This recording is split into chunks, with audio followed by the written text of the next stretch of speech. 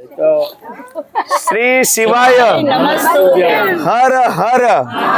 વાલા મિત્રો, પંડિત પ્રદીપજી મિશ્રા સિહોર વાલે મહારાજ અને જે આયોજક છે સુનિલભાઈ પાટીલ, સમ્રાટભાઈ પાટીલ, અને તમે અહીંયા જોઈ શકો છો મહાદેવની પિંડ એમના દ્વારા બનાવવામાં આવી છે, બરાબર।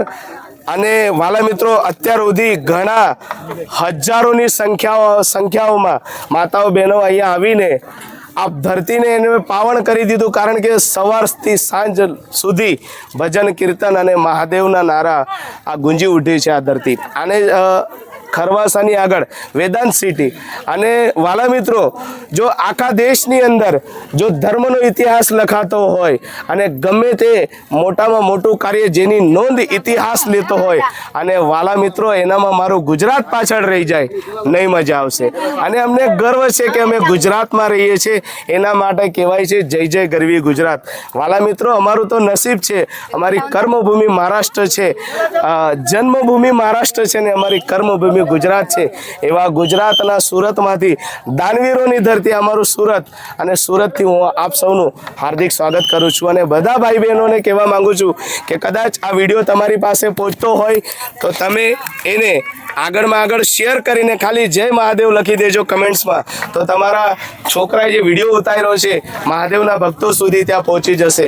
વાલા મિત્રો, જ્યારથી સ્ટાર્ટ થયું છે નાના મોટા વિડીયો બનાવીને અમે તમારા સુધી પહોંચવાનો એક નાનકડો પ્રયત્ન કરીએ છીએ, પણ તમારા પ્રયત્નોથી મહાદેવના જે ભક્તો છે એમના સુધી મેસેજ પહોંચી જાય છે। દાદા, તમારું નામ શું છે? મારું નામ કાંતિલાલ ભાણાભાઈ પટેલ।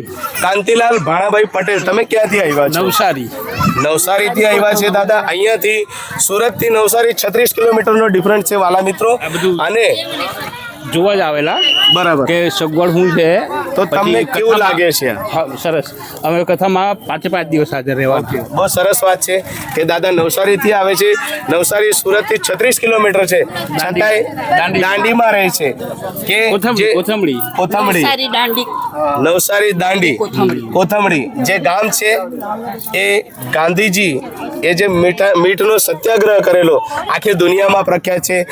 માતાજી, તમને કેવું લાગે છે આવીને? અમને સરસ લાગે છે, સરસ લાગે છે। કથા સાંભળવાના જે પંડાલમાં, બરાબર, ત્યાં આશા પૂરી થઈ અમારી। બરાબર, ધન્યવાદ મહારાજજી, અને ધન્યવાદ સુનિલભાઈ પાટીલ, સમ્રાટભાઈ પાટીલ ને સાઈલીલા પરિવાર।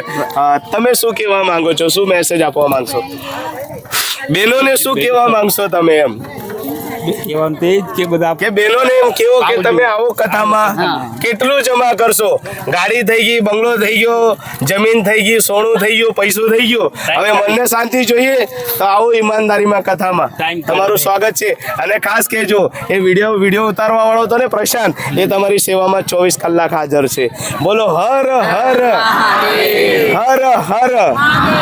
અને વિડીયો જો સારો લાગતો હોય તો શેર કરીને જય મહાદેવ લખી દેજો।